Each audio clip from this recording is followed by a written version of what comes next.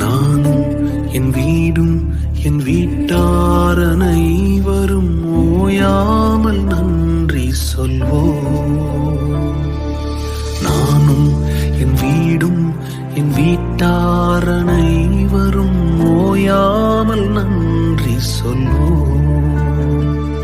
ஒரு கரு போல காத்தீரே நன்றி, என்னை சிதையாமல் சுமந்தீரே நன்றி. ஒரு கரு போல காத்தீரே நன்றி, என்னை சிதையாமல் சுமந்தீரே நன்றி. எபினேசரே எபினேசரே, இந்நாள் வரை சுமந்த